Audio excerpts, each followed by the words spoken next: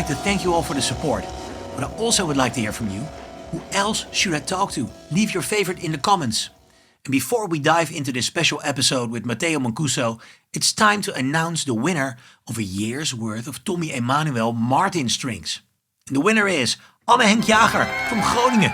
He was at the show, sent in these photos, and even got his guitar signed by Tommy himself. Pretty cool.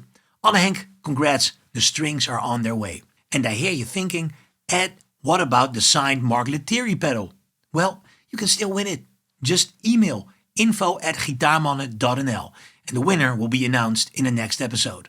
Alright, let's get into it. Here's Matteo Mancuso. Matteo, welcome to Gitaarmannen, the podcast, Gitaarman, the podcast. Thank you. I was at your show in Zoetermeer yesterday. Yeah?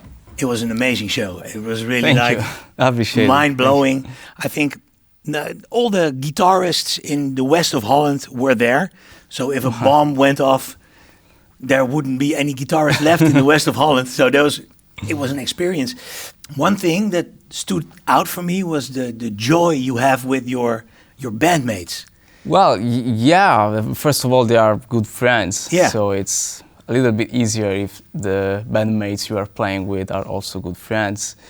And plus, we always like to improvise on stage. We like to, impress to one another and see what happens if we do something unexpected, Yeah. Because we know so much the pieces and the tunes we play that we always want to change something from one concert to another. So it's never the same. And that's why we have fun on stage, yeah. Is it also with the setlist? Is the setlist like the same every night, or do you switch songs? Or the setlist is the same every night, but we like to, maybe switch solos sometimes. Sometimes we do longer solos, sometimes are shorter, especially on the more jazzy tunes. We like to do it like that. Also because we already have backing tracks for some of the songs. And when you have backing tracks, you are like constricted to, you only have 4 choruses available, and it's always like that. Yeah. So that's why we choose to have more freedom on the more jazz tunes, let's say. So it's kind of finding a balance between improvisation and thought stuff, let's say. But right now it's a good balance for us. How long have you been playing together with these guys? But I've been playing together with Gianluca and Riccardo since September 23. I played with Riccardo a lot even before. My first trio project was actually with Riccardo on bass and was called Snips. And we were playing from 2017 to 2018, let's say, for 2 years this project was active. Then I chose to play with them since September 2023. I came to know Gianluca thanks to Riccardo, so that's why we are together now. Yeah. And how does it work? Because yesterday I saw you broke a string. Yeah. Just before you went into the famous Jeff Beck song. Yeah. Because we ended as lovers. Yeah. That was the first time it happened on stage, and that was strange because it was in the intro. It was the intro, and luckily it was at the start of the song, and I was able to grab immediately the other guitar, because the other guitar I have is a Yamaha Pacifica with a tremolo bridge, and I don't know why, but I did this kind of movement, and the 4th string was broken immediately. Yeah. And it is strange because it's usually like the top strings that broke, but this time was the 4th string. I don't know why. And then I grabbed this guitar immediately, and luckily everything went well. Yeah. But how does that work in your head? Because I can imagine it does something with a player when a string breaks. You get a little bit angry because you want to do the piece with the other guitar. You can't, Because it has 2 single coils and 1 humbucker in the... Yeah, 2 single coils and 1 humbucker on the bridge. Yeah. But yeah, and it can happen, of course. That's why I have 2 guitars. Yeah. And that was the first time. Oh, well, that was something. Because I was wondering, you have 2 guitars, but no guitar tech. No, I still So- don't have a guitar tech. So yeah. when a string on this guitar breaks, you're in trouble. Well, yeah, I luckily had the chance this morning to mount the other string. I only changed the D string. Okay. But if you have a guitar tech, of course, it's much better. Like, Yeah. And, but luckily for me, that was the last song with the Pacifica. So all the other songs were with this guitar. So that wasn't really a big deal for the concert, yeah. I was thinking about that. That was one of the questions I wrote down when I saw that. And I was like, okay, if you have other songs with single coil preference, yeah, that is a mind trick. Yeah, but luckily I played most of the songs. I only have like 4 or 5 songs with the Pacifica, and all the other songs are with this one. So it broke at the right moment. It broke at the right Yeah. moment, yeah. You're on tour now. It's a long tour. Yeah, it's the longest tour we had, actually. There are 11 gigs in a row, 2 days off, and the 12th gig will be in Paris. Yeah. So it's kind of a good tour, yeah. And how do you cope with touring life? Well, I'm still trying to figure it out. So the first thing will be trying to eat and sleep well, so you are always full of energy, especially for the live situations. So you don't want to be too late at the night. You don't want to drink too much. So you need to have like a balanced kind of day every day. And this is an easy one because we are in Europe and you can find good food. But when you are in America, for example, it's not that simple. No. So that's why we still didn't have that much gigs in America, like in Europe. But one day will happen, of course, and you need to be prepared. You can't eat cheeseburgers all day, you know? You can, but then you look like me. Yeah. But touring, it can be exhausting. How does a typical tour day look for you at this moment? Well, it depends on the place, because usually when we are in Italy and we have a lot of gigs in a row, I only take one plane at the start. Maybe we start in Milan, I take Palermo, Milan, and then we move through van or maybe a train, because luckily Italy is not a very big country, so you can move by train, especially on the north. It's very well connected. Now we are currently moving in Holland by van, and I think we have 5 gigs in Holland, if I remember correctly. And then we will take a plane from Eindhoven to Zurich, Oh yeah. in Switzerland. But it's mostly, if the gigs are very close to each other, it's simpler.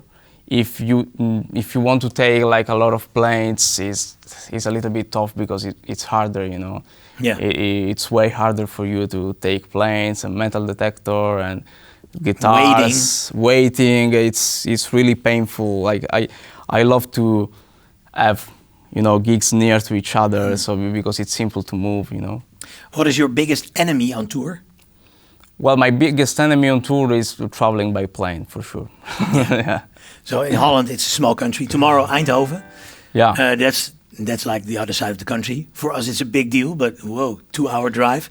No, a 2-hour drive Yeah. is It's piece nothing. of cake. Piece of cake. Yeah. A walk in the park.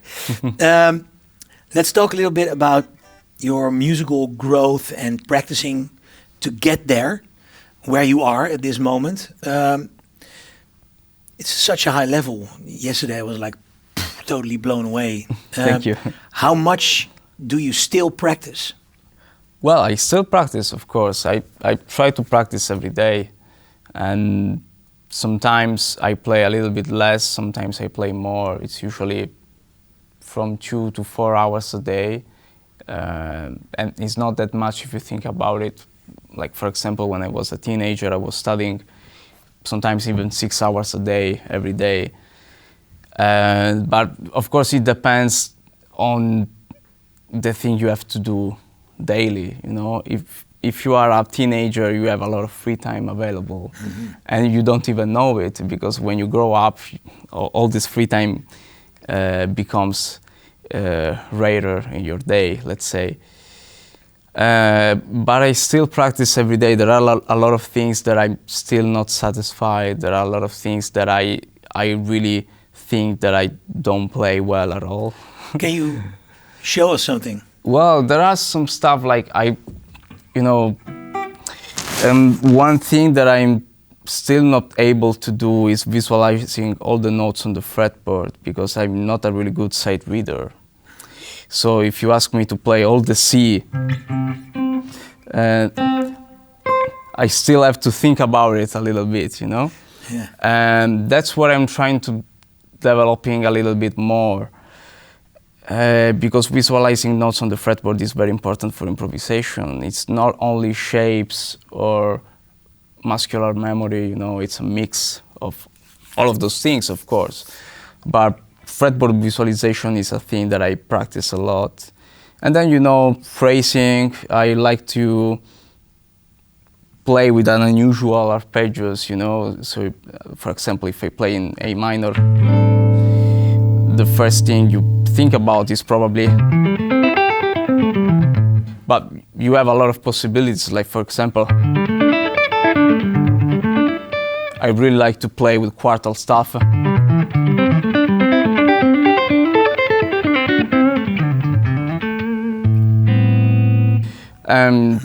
And you know, a lot of things that I try to internalize and listen, maybe playing other guitar players or other players in general, and try to install some things. You know.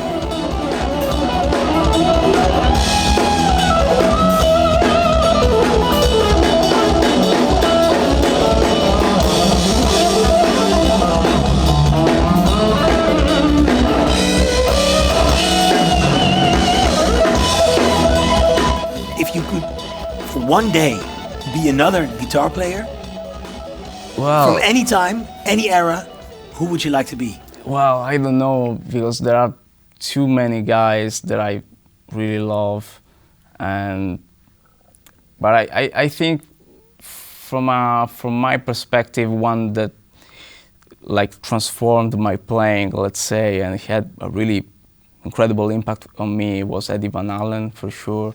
Eddie was the one that introduced me to, you know, the kind of virtuoso guitar world, let's say. So that's why I think it's one of the most iconic players we have. Yeah. And when you still practice, and you practice a lot, and sometimes it's also good to have a break from guitar playing. Do you ever have like a break, and what's the longest break you've ever had from playing the guitar? Well, yeah, I had some breaks, and that was mostly because I just didn't feel that I wanted to play on that period. But not now, because now I have too many things to do. I can't afford to stop, you know. Yeah. Because you have gigs, you have master classes, and you need to be in shape. So I actually I don't stop playing guitar for really a long time. But back when I was a teenager, I remember when I was 14 or 15 years old, I stopped playing for 1 year because I just wasn't interested into it. I wasn't really a lot into it still. I was seeing that more like an hobby rather than my destiny. My destiny, let's say. But yeah, the longest stop was probably for 1 year when I was about 14, if I remember. But maybe it was 1 whole year, but was like 6 months. It felt like 1 year, but was maybe a little bit less. And then, because the first year of high school, I wasn't at the musical high school. I was in another, in Italy it's called Liceo Classico, and it's like a classical literature, let's say, kind of high school. Yeah. And the first year I spent when I was 14 years old was there. And then I moved to the high school, musical high school, where I played, of course, a lot of guitar. Yeah, but the longest stop was probably for 6 months or maybe a little bit more, but now I can't afford to stop. I'm not really mad about it, you know, I love to play guitar, so. But when you go on holiday and when you come back from holiday, do you feel rusty? Yes, Yeah. I feel rusty even after one day that I don't play. But how does rusty feel when you're Matteo Mancuso? Is it like, because you have such a surplus with speed, it's... Thank you. Well, the first thing I notice is the left hand doesn't go where I want. And usually I don't lose my speed on the right hand. Even if I don't play for 1 week, the speed is always there. Yeah. I lose precision. I maybe lose a little bit of bending intonation after a while. Yeah. But Muscle memory. Yeah, a little bit of muscular memory, but not. I have to be honest, not the speed. Like this is the easy thing for me. Yeah. The hardest thing for me is if I don't play for a while, is bending intonation, being on time, like being locked with the rhythm section. Yeah. If I play a lot, especially if I have like 1 gig every day with the guys, I feel that I more locked with the drummer and the rhythm section in general. If I don't play for a while, I lost that kind of glue. Yeah. Let's say. And also like the synchronization between left and right hand. Yeah, a little bit also. Yeah. Okay. So that's good to hear. Also for the other players at home. We're all human. Talking about the people at home, I have a Gitaarmannen community. It's a WhatsApp community. We have almost 400 people in there right now. The most enthusiastic guitarists from the Netherlands, I might say. But if you're from, let's say, Germany or England or America and you're watching this, you're asking yourself, can I be a member of that community? You can. There will be a QR code sliding in frame right now. Just scan it. We have an international group. You're more than welcome. And one of the perks being a member of this community is that you can ask questions to my guests. So here we go. A question from Ivo Alsarda. Could you demonstrate a simple but great sounding phrase that showcases your technique? Something that non-virtuoso guitarists could practice to get a feel for your approach. Well, that's a good question. Yeah, thank you, Ivo. Well, one thing that I developed through the years is for sure trying to visualize 1 note per string arpeggios. And that's usually associated with sweep picking, you know. We usually like think about this kind of stuff when we think about 1 note per string.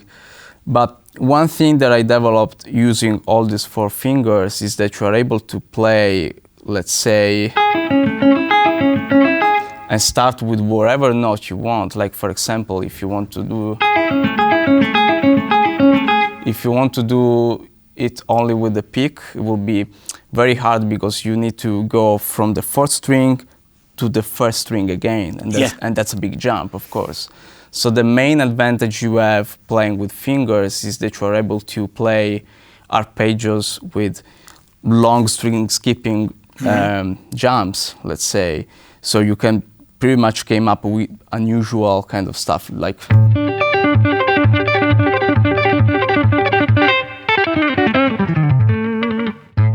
And of course, a lot of quarto.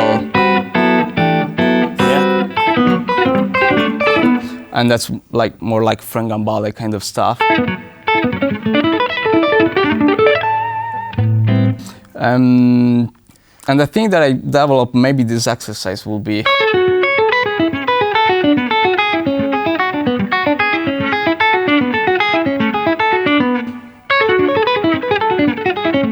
And every string is 1 finger.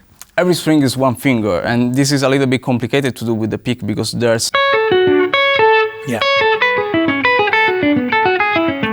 So you can develop this kind of runs, and not only with the major scale, but with any scale you want, you know. And I think it's a pretty good way, an idea to get the most out of this technique. Yeah. That's a great example. Thank you, Ivo, for your question. Erwin, he says, it seems like you can play anything, but is there a particular style or technique that feels uncomfortable for you? Well, playing with the pick feels uncomfortable to me in general. And that's because I started playing with this kind of bass technique, let's say. So it always feels a little bit uncomfortable to hold the pick in my right hand. And other things that I cannot play, there are a lot of things that I cannot play actually. But you know, there are some not necessarily technique, but sounds that you are able to achieve with the pick that are not really, I don't want to say are not possible, but they're not exactly the same thing. Like a real downstroke. Well, one note. Not really that. The volume is different. Yeah. Like you are able to achieve more volume with the pick. And second of all, if you like consume a pick or break it, you just change it. I cannot do that with my nails, you know. How do you keep your nails healthy? Well, that's a good question because I'm still trying to figure it out. I luckily have very strong nails, but especially for these long tour runs, I use a little bit of acrylic to strengthen the nail a little bit, and it's just for these 3 nails because I don't really need it for the thumb. But for these 3 nails, I use a kind of gel, just on the nail, on the real nail, and it feels a little bit harder. Yeah. So that's why I use it. But yeah, talking about some of the things that I play that like they didn't feel like the real thing, let's say. Yeah. Like the palm muting with fingers is not the same sound as the pick. It will never be the same sound as the pick. So if you want to achieve that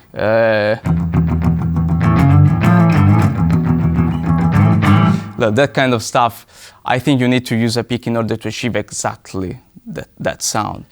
But yeah. You never think about like having picks on your microphone stand just to grab one quickly? I will never do that because it will immediately fall because I'm not able to hold the pick properly. No. So I'm not really interested in learning it. You know, no, I have my own stuff. So you have your own style, and it's taking you all the way to Groningen. Last question from the community, from Xavier. What is the biggest guitar sin, in your opinion? Something even worse than putting pineapple on pizza? The biggest guitar sin, I don't know. It's like playing with a clip-on tuner. I think he means something like that. Yeah, with a clipper? With a clip-on tuner on the headstock and performing live. I just saw a video with Joe Bonamassa. Well, yeah. It's not really aesthetically pleasing, but if you need it, why not? Why not? I mean, everything goes. Everything goes. I mean, it's I don't think it's really a sin, but you're not really a purist in that. No, I'm the kind of guy that if you need to do that, just do it. There are no rules, you know. But it really depends on the things you want to work on and your idea of a guitar player also, you know. So I don't think there's really something that you need to avoid. Of course, if you put like 2 humbuckers on a Telecaster, it will be a little bit strange, you know. A little bit ugly, yeah. Yeah, but you know, that's preference, you know. Yeah. There are like Telecaster with humbuckers that sounds incredible, but my idea of a Telecaster in my mind is the single coil sound, you know. But there are a lot of stuff that we take for granted, and maybe in the future there will be people that will revolutionize this instrument in ways that we never think of, you know. So.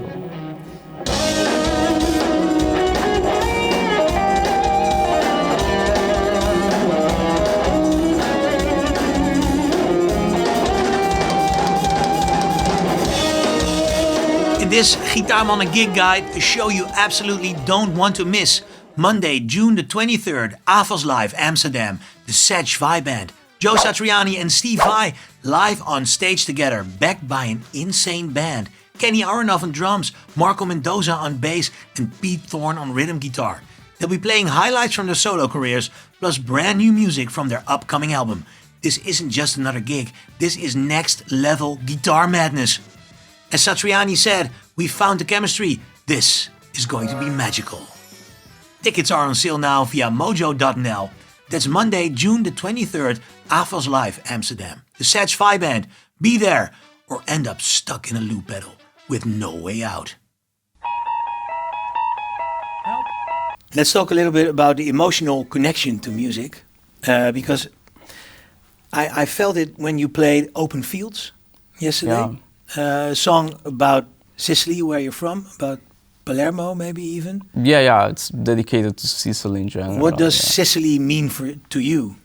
Well, it's home. It's special because I traveled on various places. I've been in Thailand, I've been in America, I've been in UK, and I've been in the Caribbean also. I've been in a lot of places, and I consider myself extremely lucky because of that, because I have 28 years old and I saw all these beautiful places.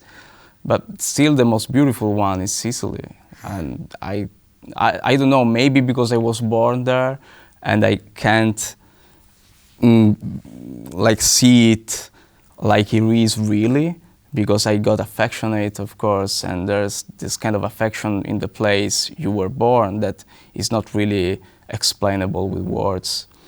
But a thing that I like about Sicily is people, food, sea, a lot of good stuff, you know, and being able to stay there and work at the same time that means that you are extremely privileged, you know, because I was able to do all the things I did till now by staying in Palermo and not moving maybe to a bigger city, let's say, because many people, especially in the music industry, want to move into bigger places because you have more possibilities, you have more chances to play with good musicians, of course. But if you think about it, I was able to do everything from there. And it's not even Palermo, it's Casteldaccia, is a town near Palermo, 15 minutes from there. So I consider myself extremely lucky because I was able to find everything I needed by not moving. And it feels like a special place. And Open Fields is dedicated to some places that I've been to, especially when I was a kid. I have some terrain that my grandfather was having with olive oil trees, for example, and that's still my favorite place to go when I need some peace. You know? Yeah. Do you see that in your mind's eye when you play that song? Well, sometimes, if I'm really in the mood, yeah. Yeah. You cannot always have influence on if you are in the mood, in the right state of mind when playing. It happens. Well, yeah, sometimes it happens, sometimes you have bad gigs, of course, but we are humans. I mean, you cannot perform at the highest level every day. I mean, yeah. Can you remember the first song that ever really emotionally moved you? Well, there are a few. I remember the first song I learned on guitar, and I mean, I remember it was a tune from The Shadows, and it's a popular band from the 70s, if I remember. I think it was... Apache. Yeah. I don't remember if it was minor or major. A minor. Yeah? I remember there was... Yeah. Something like that. And that was the first tune I learned. And it's a good memory because I remember that it was very fun to learn. Yeah. But is it that's also something that really moved you emotionally? Because well, there are a few songs and albums in general that are very emotional to me because I came to know this album when I was a very little kid. And then one of them is Pet Sounds by the Beach Boys. And it's not really a guitar-related album, but it was an album we had on the car. And we were traveling a lot from Palermo to Catania because some of my uncles are from Catania. And I remember every time we were traveling to Catania, we were always having this CD on the car. So I remember all the songs from this album, yeah. Nice. When you improvise, what do you see? What do you know what I mean? Like, do you see shapes? What happens inside your mind when you're playing and just hitting every note and it just happens? What? Well, it's that there are a lot of questions like that, especially in clinics, and it's always the hardest one to explain because it's a combination between the idea you have in your mind, the things you can do on guitar, and you always do like a compromise. Like, am I able to play exactly what I have in my head? Sometimes yes, sometimes not really. So you use some licks or you use something you already know it sounds good. So it's always a matter of, like, if the tempo is really fast, I don't improvise. It's always like licks and phrase that I know how they sound even before I play it. And especially if you're playing through the changes and it's a really fast tempo, you can't improvise everything, you know?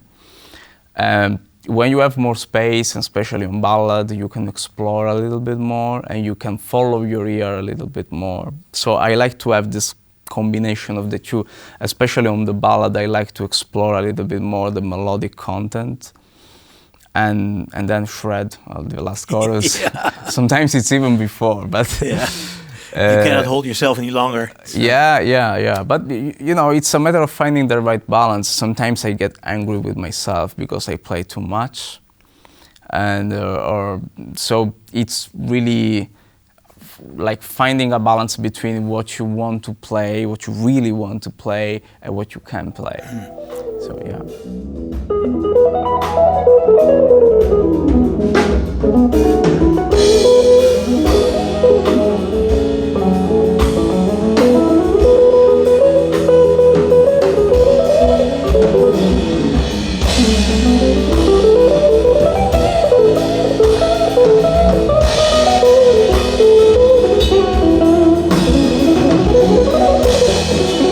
Like me, and you've got a thing for Stratocasters and Telecasters, check out neverenoughstrats.com and neverenoughtellies.com.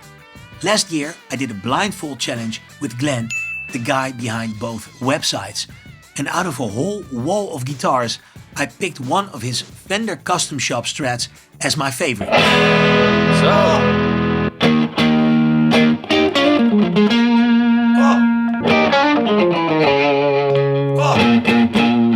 Smeuigheid. And I'm not kidding, I still play it all the time, especially on stage, like here, during my Gitaarmannen 3 John Mayer theater tour.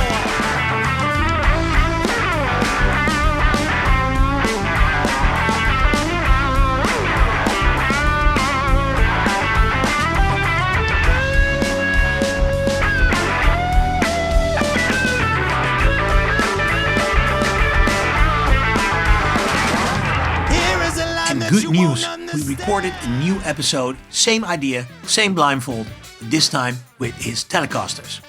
That one is coming soon. And important to know, Glenn only sells Fender custom shop guitars. No distractions, just high quality hand-picked instruments, checked and set up by a pro luthier. Ready to go from the moment they arrive. And shipping, fully insured across the European Union and to the UK or US on request.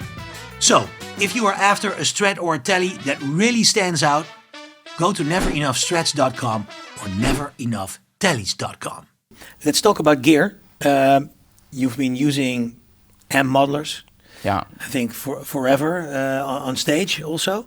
Helix. Yesterday I took a quick peek on the stage and I saw a Fractal Yeah, it's an FM3.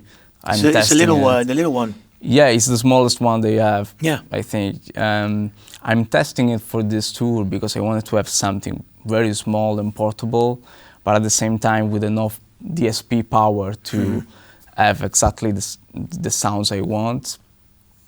And the incredible thing about Fractal is that you are able to have like 4 amps available in just one preset.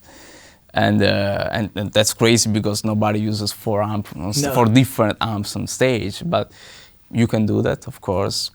And with the other machines, you can also do like 8 amps or more, but it's crazy. And I always like to use 2 amps, one for the distortion stuff and one for the clean stuff. But that's it, it's not really a complicated rig.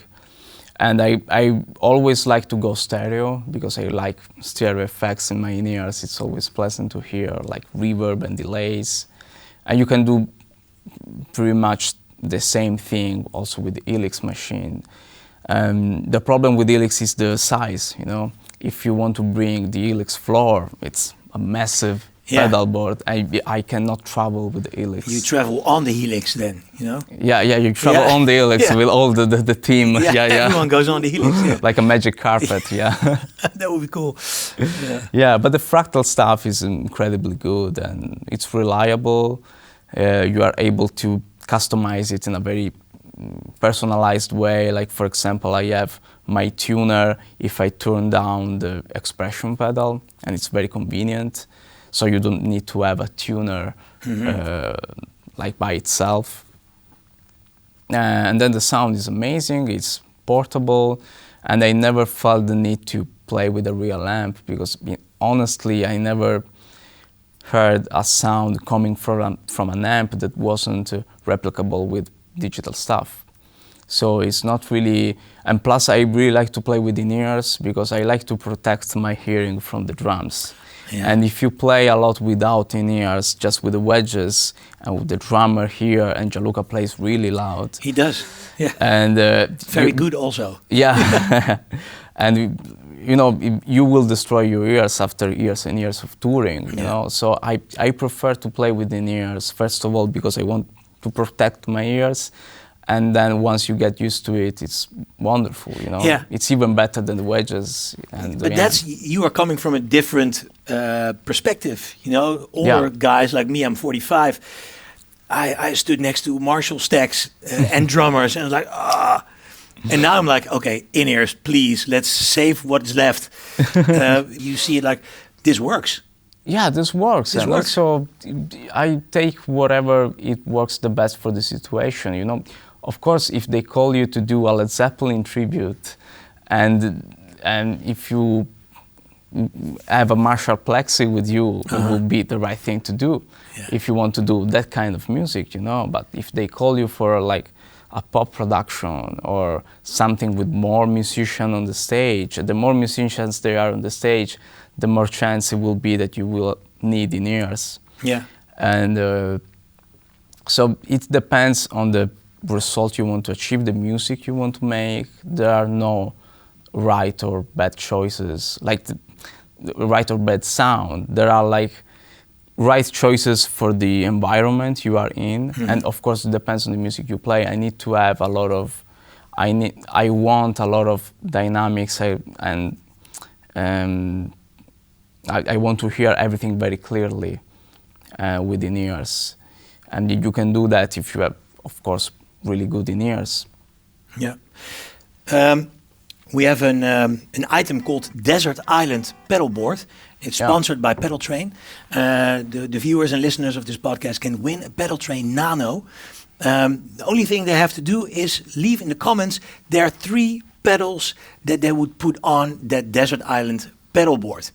And send an email to info@gitaarmannen.nl. It's all, you can see it all in the show notes and on the screen.